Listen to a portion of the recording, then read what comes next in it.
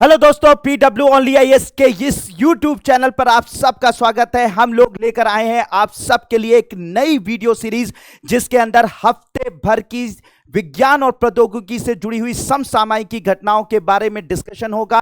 यानी पूरे हफ्ते का करंट अफेयर आपको इस वीडियो में हर हफ्ते आपके लिए हम लेकर आएंगे, और ये आपके यूपीएससी एग्जाम के लिए बहुत इंपॉर्टेंट है। चाहे वो प्रीलिम्स हो, चाहे वो मेंस हो, सभी के लिए बहुत ज्यादा इंपॉर्टेंट है। तो इस सीरीज का जो पहला वीडियो है, यानी इस हफ्ते के जो करंट अफेयर्स हैं, जो कि इंपॉर्टेंट घटनाएं हैं साइंस एंड टेक्नोलॉजी से जुड़ी हुई है, उसे मैं चल रहा हूं यहां पर डिस्कस करने के लिए। तो बिल्कुल समय को का ध्यान रखते हुए तो स्टार्ट करते हैं। इस हफ्ते की पहली घटना जो कि काफी चर्चा में रही है, वो है मंगल ग्रह पर उल्का पिंडों की बौछार। असल में यह हुआ कि नासा ने एक अपना स्पेस क्राफ्ट भेजा था मंगल ग्रह पर, जिसका नाम था इनसाइट। क्या नाम था इसका? इनसाइट। और ये इनसाइट स्पेस क्राफ्ट एक लैंडर था जो कि मंगल ग्रह पर लैंड किया, और लैंडर ने जब वहां पर कुछ आंकड़े इकट्ठा किए, वहां पर उल्का पिंडों से जुड़े हुए आंकड़े इकट्ठा किए,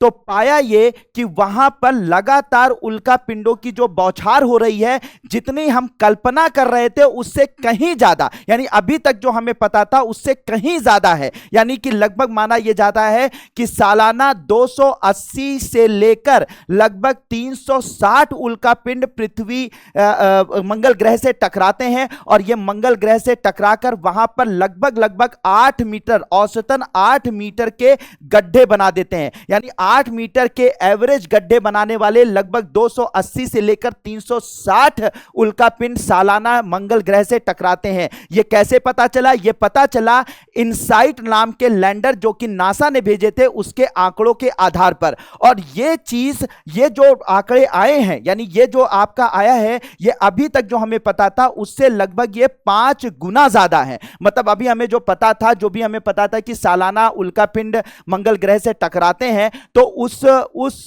जानकारी से ये जो आंकड़े आए हैं वो 5 गुना ज्यादा है। यानी कि हम पहले जो जानकारी रखते थे उससे 5 गुना ज्यादा उल्का पिंड जो है वो मंगल ग्रह से वास्तव में टकराते हैं। तो इनसाइट जो लैंडर था, इसके जो आंकड़ों के आधार पर ये जो नई खोज हुई है, नई बातें जो पता चली हैं, वो नेचर एस्ट्रोनॉमी नाम की एक मैगजीन है, उसके अंदर इसको छापा गया है। इसके बारे में जानकारी दी गई है। इसमें ये पूरा का पूरा रिसर्च जो है वो छपा हुआ है। अब ये जो इनसाइट लैंडर है, ये इनसाइट लैंडर असल में पता कैसे करता था? होता यह था कि इनसाइट लैंडर, यानी कि ये जो यान था, अंतरिक्ष यान था जो कि वहां पर लैंड किया मंगल ग्रह पर, जब कोई भी उल्का पिंड मंगल ग्रह से टकराता था तो मंगल ग्रह पर जो आवाज क्रिएट होती थी, जो ध्वनि क्रिएट होती थी, उस ध्वनि को सुनकर, यानी उस ध्वनि को ऑब्जर्व करके, उसके बारे में उसको सुनकर ये इस बात का पता लगाता था कि कितना बड़ा उल्का पिंड उस वक्त मंगल से टकराया है, और वो जहां पर मौजूद था वहां से कितनी दूरी पर टकराया है। इस आधार पर यह साल भर आंकड़े इकट्ठा करता रहा, और एक एवरेज आंकड़ा उसने दिया कि साल भर में 280 से लेकर 360 उल्का पिंड जो है वो मंगल ग्रह से टकराते हैं। ठीक है, अब बात यह आती है कि सर, ये जो आंकड़े आए हैं कि इतने उल्का पिंड वहां पे मंगल ग्रह से टकराते हैं, तो इसका फायदा क्या है? इससे मानवता को क्या फायदा है? देखिए भाई कि हमें यह बात पता है कि ये जो पृथ्वी है, ये पृथ्वी जीने के लिए सबसे बेहतर जगह है, लेकिन हमें फ्यूचर में मनुष्य को या मानवता को हमें कोई ऐसा ग्रह भी ढूंढना है कि अगर यहां पर पृथ्वी पर कोई ऐसी घटना हो जाती है जिससे यहां पर मानवता नष्ट हो जाती है या मानवता को कोई नुकसान हो जाता है, तो कोई ऐसा भी ग्रह हमें ढूंढना है जो कि जहां पर हम अब इस मानवता का विकास कर सकें, यानी मानवों को वहां पर बसा सकें। तो उसके लिए जो सबसे ज्यादा पोटेंशियल है किसी ग्रह के अंदर, तो वो है मंगल ग्रह। और पूरी दुनिया इस बात पर कोशिश कर रही है, हर जो है अंतरिक्ष एजेंसी इस बात पर कोशिश कर रही है कि मंगल ग्रह पर या तो जीवन की खोज कर ली जाए या वहां पर जीवन के लिए संभावनाएं पैदा की जाए। तो अगर हम लोग कल फ्यूचर में मंगल ग्रह पर पहुंचते हैं, वहां पर मानव को बसाने की कोशिश करते हैं, तो ये आंकड़े इस आधार पर जरूरी हैं क्योंकि हमें एक अंदाजा होगा कि कितने उल्का पिंड वहां पर टकरा रहे हैं, क्योंकि उल्का पिंड के टकराने की वजह से हो सकता है एक बहुत बड़ा मतलब एक बहुत उसके उल्का पिंड के टकराने से कभी कभी जो है वो पूरी के पूरे ग्रह को बहुत ज्यादा नुकसान हो जाता है। हमारे जो डायनासोर पृथ्वी पर मौजूद थे वो असल में उल्का पिंड, ये माना जाता है कि उल्का पिंड के टकराने की वजह से ही वो एक्सटिंक्ट हो गए, वो विलुप्त हो गए। तो उल्का पिंड कितने टकराते हैं मंगल ग्रह पर, वो कितने बड़े हो सकते हैं, ठीक है, हो सकते हैं साल में कितने बार टकराते हैं, और उनको रोकने के लिए कल अगर वहां पे मानवता को बसाया जाए तो उनको रोकने के लिए क्या प्रयास किए जा सकते हैं, इन आंकड़ों के आधार पर हम फ्यूचर में इस चीज का प्लान कर सकते हैं कि हम कैसे ऐसे काम करें जिससे कि वहां पर उल्का पिंडों से हम बचाव कर सकें अगर वहां पे हम मानवता को बसाते हैं। तो ये आंकड़े फ्यूचर के लिए, भविष्य में मानव को वहां पर बसाने के आधार पर जो हम लोग बसाने का प्लान कर रहे हैं उसके लिए बहुत जरूरी आंकड़े हैं। अब बात यहां पर आ गई है कि भैया ये जो इनसाइट लैंडर है ये है क्या, कैसा दिखता है? तो इनसाइट लैंडर इस तरीके से दिखता है, ये नासा द्वारा भेजा गया था। इनसाइट लैंडर का जो फुल फॉर्म है वो interior exploration using seismic investigation geodesy and heat transport lander इसका फुल फॉर्म है। यानी कि इनसाइट का जो फुल फॉर्म है इस लैंडर का, इसको हिंदी में कह सकते हैं भूकंपी जांच, भू गणित और ऊष्मा परिवहन का उपयोग करते हुए आंतरिक अन्वेषण। इस इनसाइट लैंडर का हिंदी में ट्रांसलेशन है। इस इनसाइट लैंडर को नवंबर 2018 से दिसंबर 2022 तक मंगल ग्रह पर परिचालित किया गया था। यानी कि इसके बीच में 2018 से लेकर दिसंबर 2022 तक ये वहां पर मौजूद था और उसने जो है वहां की भूकंपीय घटनाओं, साथ ही साथ वहां पर जो ये उल्का पिंड टकरा रहे हैं इनके आंकड़ों को इकट्ठा किया और इन्हीं आंकड़ों के आधार पर अभी हाल फिलहाल में हमने ये सारी की सारी जानकारी जो है नेचर एस्ट्रोनॉमी में प्रदर्शित की गई या वहां पर छापी गई। अब देखिए उल्का पिंड क्या होते हैं। उल्का पिंड आपको पता है, मुझे पता है कि उल्का पिंड के बारे में आपको जानकारी होगी, लेकिन एक सिंपल सी बात मैं आपको उल्का पिंड के बारे में बता दूं जिससे कि जिन लोगों को अगर थोड़ा बहुत नहीं पता है इसके बारे में तो वो भी इसके बारे में जानकारी हासिल कर लें कि देखो उल्का पिंड क्या होते हैं।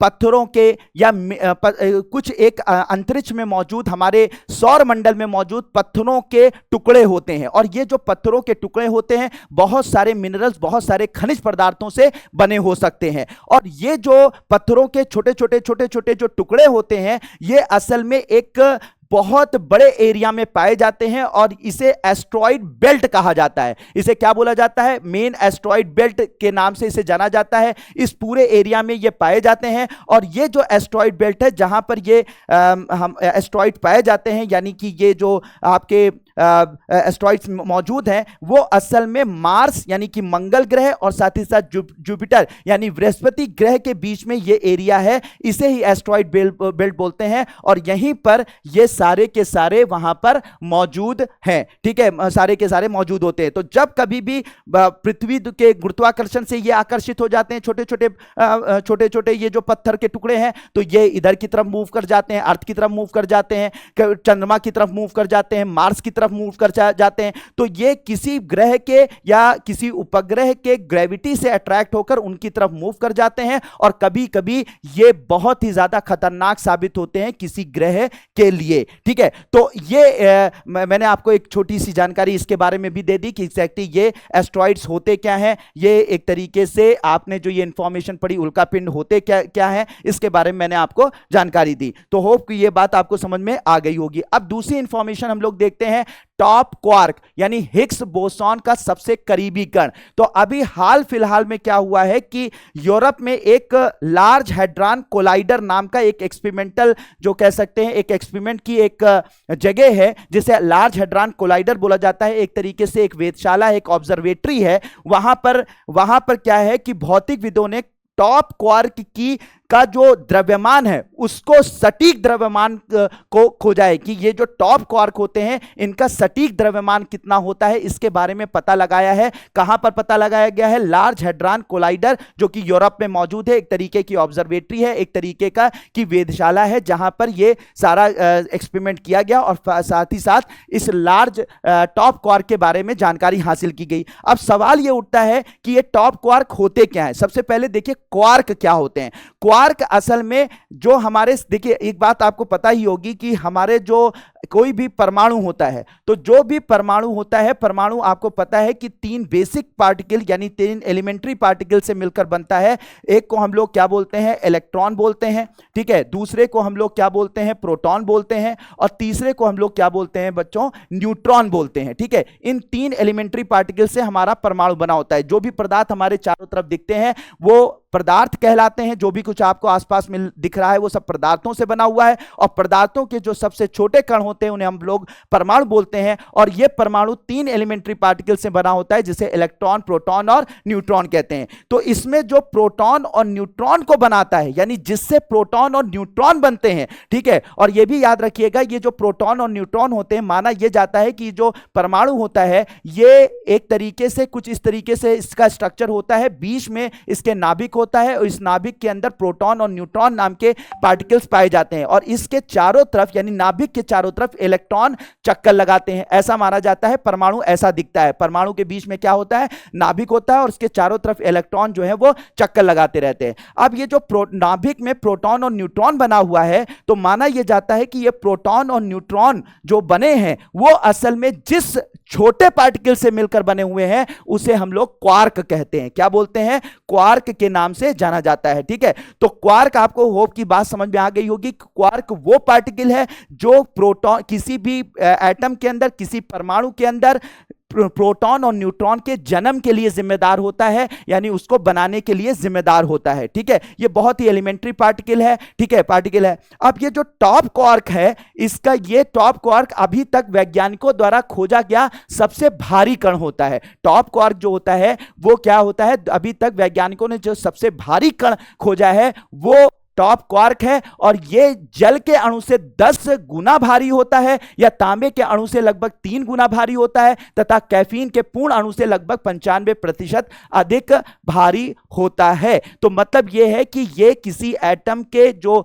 सब एटॉमिक पार्टिकल्स होते हैं, सब एटॉमिक कण होते हैं, उनसे भी छोटे कण होते हैं, ठीक है, कण होते हैं, जो क्वार्क की हम लोग बात कर रहे हैं, ठीक है। और टॉप क्वार्क जो होता है वो अभी तक वैज्ञानिकों द्वारा खोजा गया सबसे भारी कण है। अब देखो ये जो खोज हुई है इसका फायदा क्या है। असल में माना यह जाता है कि क्योंकि इसके द्रव्यमान का पता चला है, और द्रव्यमान का जो द्रव्यमान क्या होता है, एक कह सकते हैं एक यूनिवर्सल गुण है। कोई भी पदार्थ इस धरती पर पाया जा रहा है तो वो परमाणुओं से बना है, और हर परमाणु का एक भौतिक गुण या एक यूनिवर्सल जो फीचर होता है वो होता है उसका द्रव्यमान। क्या होता है, द्रव्यमान। और द्रव्यमान किसी भी कण का या किसी भी कह सकते हैं पदार्थ का जो द्रव्यमान होता है वो कभी भी कहीं पर भी बदलता नहीं, उसमें कोई चेंज नहीं किए जा सकते हैं। यानी मेरा जो द्रव्यमान है वो मंगल ग्रह पर भी समान होगा, वो चंद्रमा पर भी समान होगा, मेरे द्रव्यमान को बदला नहीं जा सकता। तो द्रव्यमान क्या होता है, बदलता नहीं है। क्या बदलता है, भार बदलता है, क्योंकि भार ग्रेविटी पर डिपेंड करता है, गुरुत्वाकर्षण पर डिपेंड करता है। तो मैं पृथ्वी पर मौजूद हूं तो यहां पर ग्रेविटी, यहां पर गुरुत्वाकर्षण अलग है, तो क्या हो जाता है, जो भार होता है W जिसे हम लोग से करते हैं, वेट जिसे बोलते हैं, वो m इंटू जी होता है, ठीक है। तो मास हमेशा कांस्टेंट होगा, दुनिया ब्रह्मांड में कहीं पर भी चले जाओ, मेरा मास तुम्हारा मास समान जो यहां होगा वही किसी भी दूसरे ग्रह पर होगा, लेकिन उसकी ग्रेविटी पर हमारा वेट डिपेंड करता है। तो ग्रेविटी, तो वेट हमारा चेंज होता है ग्रेविटी की वजह से, लेकिन मास जो है वो पूरी ब्रह्मांड में कहीं पर भी चेंज नहीं हो सकता है। तो मास यानी कि द्रव्यमान की अगर बात की जाए तो ये जो द्रव्यमान गुण होता है, ये द्रव्यमान गुण होता है जो किसी भी पदार्थ में, किसी भी कण का या किसी भी पदार्थ में पाया जाता है। यह द्रव्यमान गुण जो दिया गया है वो एक विशेष पार्टिकल के द्वारा दिया गया है जिसे हिग्स बोसान पार्टिकल के नाम से जानते हैं। क्या बोलते हैं, हिग्स बोसान पार्टिकल, ठीक है। हिग्स बोसान पार्टिकल नाम का एक पदार्थ होता है, हिग्स बोसान नाम का एक पार्टिकल है, एक कण है, जिसकी वजह से ही पूरी दुनिया में जितने भी तत्व मौजूद हैं, जितने भी ब्रह्मांड में चीजें मौजूद हैं, सब के अंदर ये जो द्रव्यमान वाला गुण आया है, मेरे अंदर, आपके अंदर, ये सब जो गुण आया है ये असल में एक विशेष पार्टिकल के कारण आया है जिसका नाम है हिग्स बोसान पार्टिकल। ठीक है, जब माना यह जाता है कि इस ब्रह्मांड का निर्माण हुआ था, जब माना यह जाता था है कि बिग बैंग हुआ था, एक महाविस्फोट हुआ था जिससे इस ब्रह्मांड का विकास हुआ, इस ब्रह्मांड का निर्माण हुआ, तो वो जो बिग बैंग हुआ था, जो एक महाविस्फोट हुआ था जिसकी वजह से इस ब्रह्मांड का निर्माण हुआ, उसी वक्त एक पार्टिकल ने जन्म लिया जिसका नाम था हिग्स बोसॉन पार्टिकल, जिसे गॉड्स पार्टिकल या भगवान का कण भी कहा जाता है। उसी ने द्रव्यमान का गुण हर एक पदार्थ के अंदर डाल दिया। ठीक है, तो अब क्योंकि हमने टॉप क्वार्क का द्रव्यमान, बिल्कुल सटीक द्रव्यमान जो है वो खोज लिया है, पता कर लिया है, तो अब हमें हिग्स बोसॉन पार्टिकल के बारे में समझने में, ठीक है, कि कैसे हिग्स बोसॉन पार्टिकल यानी गॉड्स पार्टिकल ने इसके अंदर द्रव्यमान डाला होगा, इसको समझने में अब हमें आसानी होगी और हम गॉड्स पार्टिकल यानी कि हिग्स बोसॉन पार्टिकल को और भी अच्छी तरह से समझ पाएंगे। और अगर उसको हम समझ पाएंगे तो इस ब्रह्मांड का विकास, ब्रह्मांड का निर्माण कैसे हुआ और इसका विकास किस तरह से हो रहा है, इसके बारे में भी हम जानकारी इकट्ठा कर पाएंगे। तो होप कि यह बात आप लोगों को समझ में आई होगी कि टॉप क्वार्क का जो हमने जो द्रव्यमान का पता किया है उसका क्या यूज होगा, किस तरह से यूज होगा और असल में यह क्वार्क होता क्या है। ठीक है, इस पर हम लोग बात कर चुके हैं। होप कि आपको ये बात समझ में आ गई होगी। फिर इसके बाद तीसरी जो सबसे ज्यादा चर्चा में न्यूज है वो है कि दुनिया का पहला ब्रेन इंप्लांट किया गया है। दुनिया का पहला जो ब्रेन इंप्लांट किया गया है, यानी ब्रेन के अंदर एक छोटी सी चिप डाली गई है, वो डाली गई है ओरान नोल्सन। ठीक है, ब्रिटेन में रहने वाले एक किशोर हैं, एक युवा हैं जिनका नाम ओरान नेल्सन है, उनके ब्रेन में ये चिप डाली गई है, यानी कि ब्रेन में इंप्लांट किया गया है। और ये क्यों किया गया है? क्योंकि उनको मिर्गी के दौरे पड़ते थे। आप लोग जानते होंगे मिर्गी के दौरे में क्या होता है कि कभी कभी इंसान जो है वो पूरी बॉडी उसकी कांपने लगती है, मुंह से जो है उसको लार निकलने लगती है, हाथ पैर कांपने लगते हैं और वो इंसान बेहोश हो जाता है। तो इस तरीके के दौरे पड़ते हैं। तो माना जाता है कि जो ब्रेन होता है, ब्रेन में क्योंकि लगातार न्यूरल एक्टिविटीज होती रहती हैं, यानी तंत्रिकाओं से बहुत सारी जो है वो कह सकते हैं कि एक इलेक्ट्रिसिटी डेवलप होती रहती है, एक तरीके से विद्युत तरंगें उत्पन्न होती रहती हैं ब्रेन के अंदर। तो जो ये विद्युत तरंगें उत्पन्न होती हैं, जब ये सामान्य अवस्था में नहीं उत्पन्न होती हैं, तो उसी की वजह से यह माना जाता है कि ब्रेन के अंदर जो है वो मिर्गी के दौरे पड़ते हैं। मतलब समझ रहे हैं कि ब्रेन के अंदर हमेशा क्या होता है, न्यूरल एक्टिविटी, यानी हमेशा उस तंत्रिकाओं में कई तंत्रिकाएं जो हैं वो कार्य करती रहती हैं, एक दूसरे को सिग्नल भेजती रहती हैं और ये जो सिग्नल होती हैं वो विद्युत तरंगों की तरह होते हैं। विद्युत तरंगों की तरह से एक न्यूरॉन से दूसरे न्यूरॉन में जाते हैं। तो ये जो विद्युत तरंगें उत्पन्न करते हैं ये न्यूरॉन जब सही से विद्युत तरंगें उत्पन्न नहीं कर पाते हैं या उनमें कोई दिक्कत होने लगती है, तो उसकी वजह से क्या होता है कि एबनॉर्मल न्यूरल एक्टिविटी की वजह से या की वजह से होता क्या है कि मिर्गी के दौरे पड़ते हैं। ठीक है, मिर्गी के दौरे पड़ते हैं। तो ये जो नया ब्रेन इंप्लांट किया गया है, इस ब्रेन इंप्लांट में क्या किया गया है कि जिन लोगों के मिर्गी के दौरे पड़ेंगे, और क्यों मैंने बताया क्या था कि एक तरीके से कह सकते हैं कि जो हमारे विद्युत तरंगें उत्पन्न हो रही हैं वो मतलब सही ढंग की नहीं हो रही है, इस वजह से मिर्गी के दौरे पड़ते हैं। तो ये क्या करेंगे, ये इंप्लांट इस जो विद्युत तरंगे, जो एबनॉर्मल विद्युत तरंगे उत्पन्न हो रही हैं उनको ब्लॉक कर देंगे। और जब एबनॉर्मल विद्युत तरंगे उत्पन्न हो रही होंगी तो और उनको ब्लॉक कर दिया जाएगा, तो वो मिर्गी के दौरे जो पहले पड़ते थे वो पेशेंट के अंदर पड़ना बंद हो जाएंगे। तो ये एक तरीके के मिर्गी के दौरे का एक बहुत ही बेहतर इलाज साबित हो सकता है भविष्य के लिए, पूरी दुनिया के लिए। भारत में माना जाता है ये भारत के लिए भी बहुत कारगर हो सकता है, क्योंकि माना जाता है कि भारत में प्रति 1000 लोगों में लगभग 11 से 12 लोग ऐसे होते हैं जिनको मिर्गी के दौरे पड़ते हैं। तो बहुत सारी दवाएं मौजूद हैं, बहुत सारा जो है वो इलाज मौजूद है, ठीक है, लेकिन वो इतने कारगर साबित नहीं हुए। लेकिन ये जो इंप्लांट किया गया है ये माना जा रहा है काफी कारगर साबित होगा। जिनको मिर्गी के दौरे रेगुलर पड़ते हैं, अगर उनके ब्रेन में इंप्लांट कर दिया जाएगा और वो एबनॉर्मल जो विद्युत तरंगे उत्पन्न होती हैं उनको ब्लॉक कर देगा, तो उनका एक तरीके से परमानेंट इलाज हो सकेगा जिन लोगों को मिर्गी के दौरे पड़ते हैं। तो इसे जो ये ब्रेन चिप डाली गई है इन्हें न्यूरो स्टिमुलेटर कहा जा रहा है, और ये असामान्य दौरे उत्पन्न करने वाले संकेतों को बाधित या अवरुद्ध करने के लिए मस्तिष्क को लगातार विद्युत आवेग प्रदान करता रहता है। 3.5 सेंटीमीटर वर्गाकार और 0.6 सेंटीमीटर मोटाई वाला यह उपकरण है जिसको प्रत्यारोपित किया गया है। तो ये सारी की सारी चीजें थी जो इस हफ्ते काफी चर्चा में रही। तो ओवरऑल बच्चों, हम लोगों ने इस हफ्ते की जो सबसे टॉप न्यूज थी, जो काफी साइंस एंड टेक्नोलॉजी से जुड़ी हुई, काफी चर्चा में थी, उसको आज इस क्लास में, इस वीडियो में डिस्कस किया। आगे आने वाले हफ्ते में जो भी नई न्यूज आएंगी साइंस एंड टेक्नोलॉजी से जुड़ी हुई, विज्ञान और प्रौद्योगिकी से जुड़ी हुई, तो उसको भी डिस्कस करने की कोशिश करेंगे। होप कि आप लोगों को यह वीडियो पसंद आया होगा। Thank you so much. May God bless you all.